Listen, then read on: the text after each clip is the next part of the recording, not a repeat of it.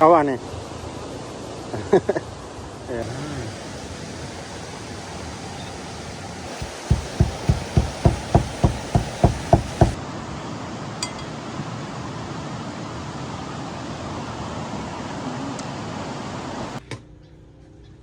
สวัสดีพี่น้องเนาะ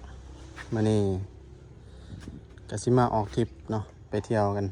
น้ำตกตาดเนาะสิ่งที่เกี่ยมมื้อนี้ก็คือเป็นถ้วยบวงเนาะอาหารการกินว่าสิไปแคมปิ้งจักหน่อยเนาะก็สิมีมะคุ้งเนาะสิ่งที่เกี่ยมไปลองเบิ่งว่าสิรอดหรือสิร่วงเนาะไปพร้อมแล้วบ่พร้อมแล้ว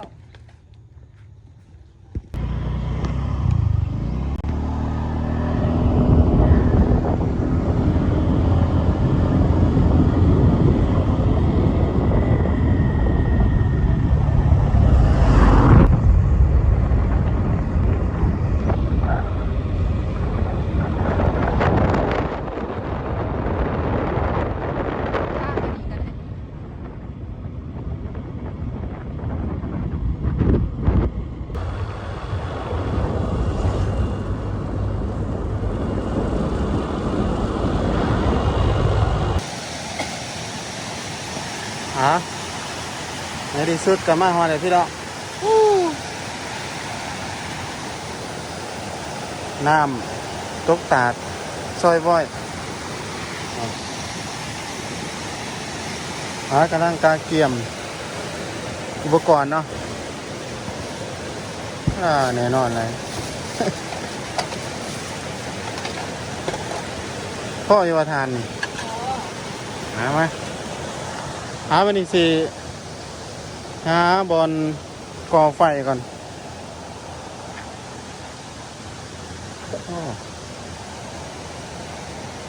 เอามองนี่เลยเนาะเฮ้ย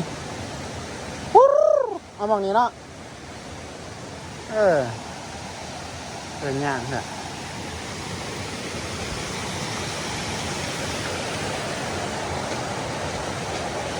โอเคก่อไฟกันเลยพี่น้องเด้อ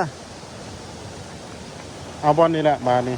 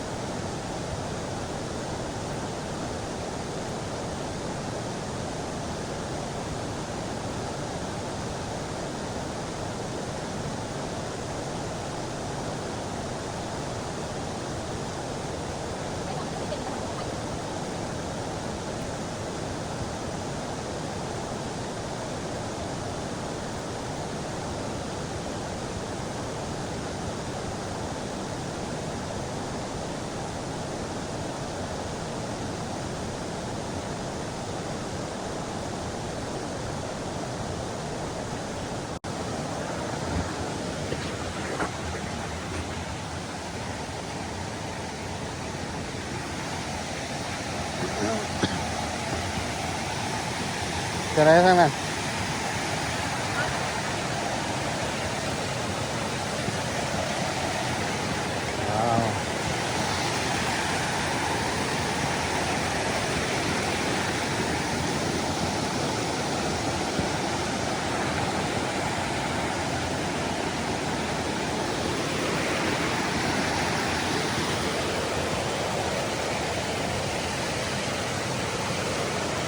จำบะโคงน้ำเนาะ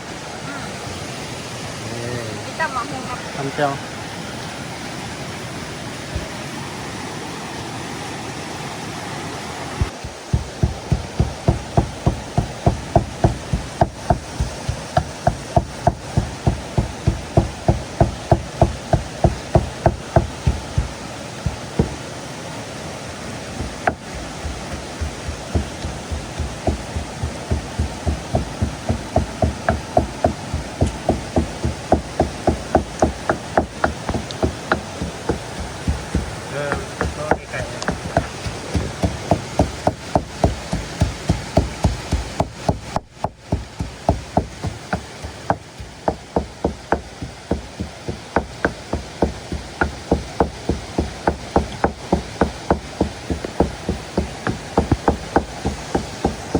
พอบอก ขายแต่ละฝากมาพวง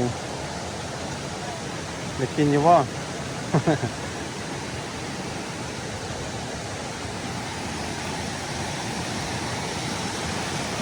ตอนนี้กำลังเกี่ยมน้ำเจียวท่าลูกศิษย์เนาะท่าลูกศิษย์ก็ฮอตดอก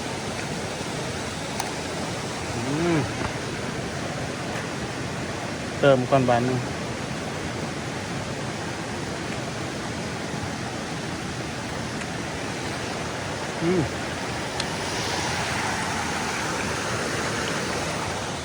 เบิ่งไฟก่อนเด้อ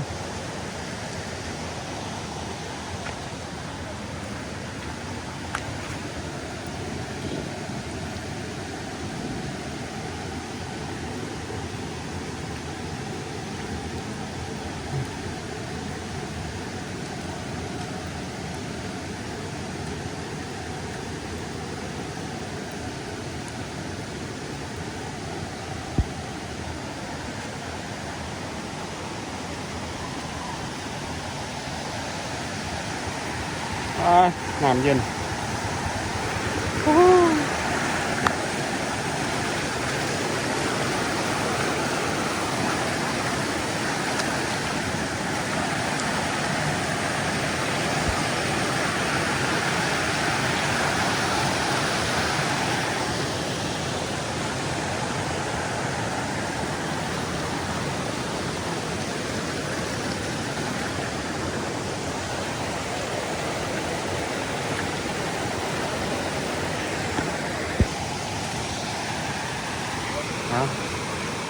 ขอพัดหน่อยเอาแว่นอะไรนะ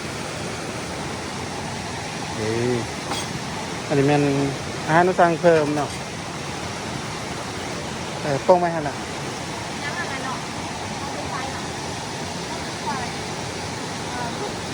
เบิร์ดละตอนขึ้นไปเบิร์ดตอนเหงือกก็ได้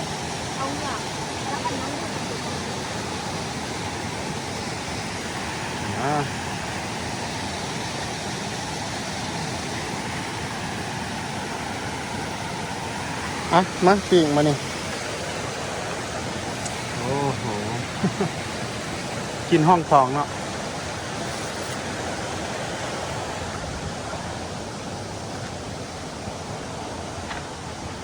มา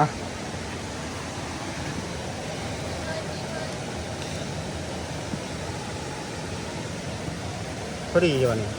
พอดีเลย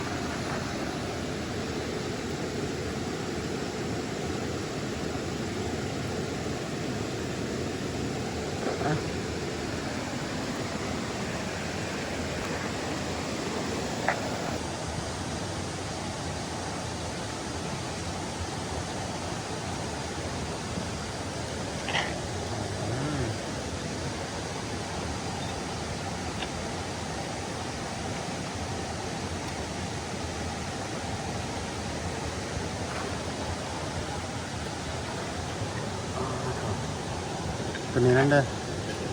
พอได้ดีเป็นเจียวคน เฮ็ดให้มันพอเนาะ อ้าว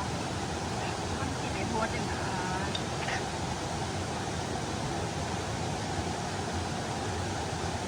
อืม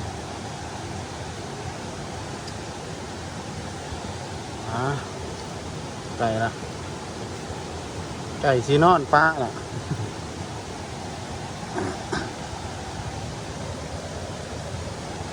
ซิกเนเจอร์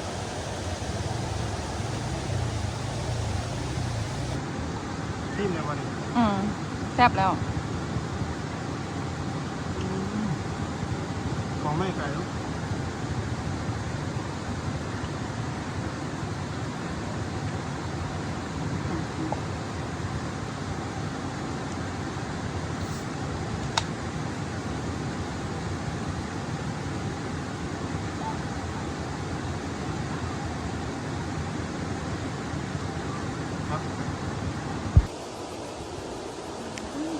แซมบ่ถอดเอาอันนี้ เอาไปผู้เดียวซะ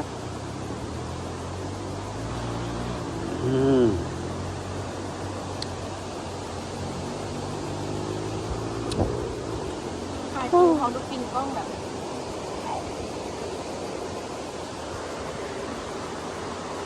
เริ่มมีคนมาดิถอด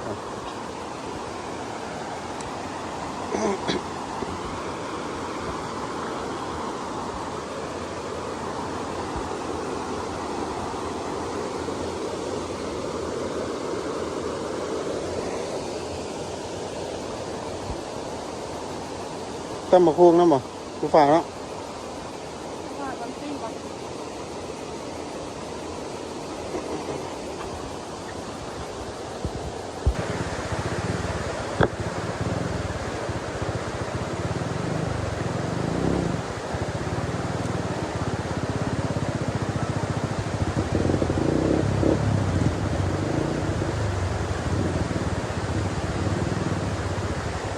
วากวานบ่ บอ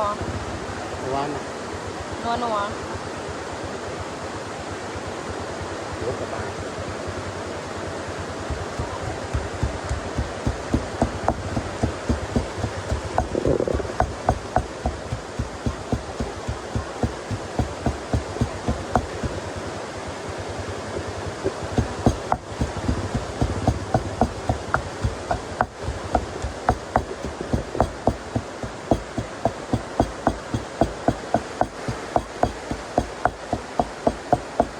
ให้ว่าโอเค ใส่อีกหน่อยนึง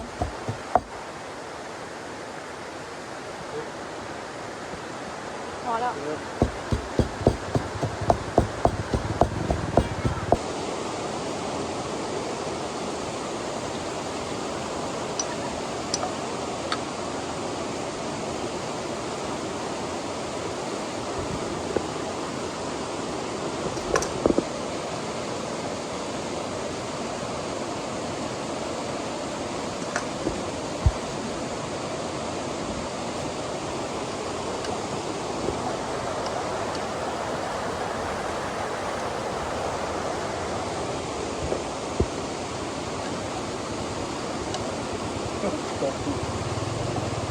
แป๊บนึง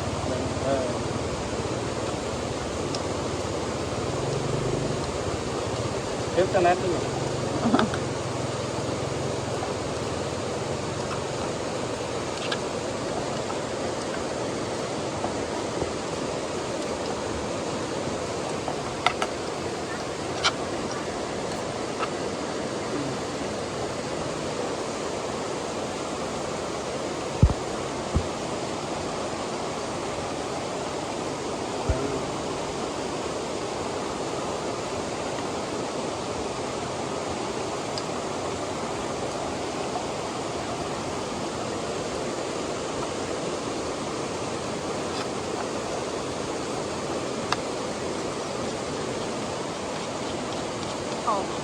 อันนี้ก่อนสิไปล้าง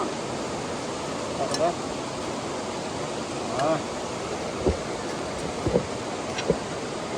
ปาด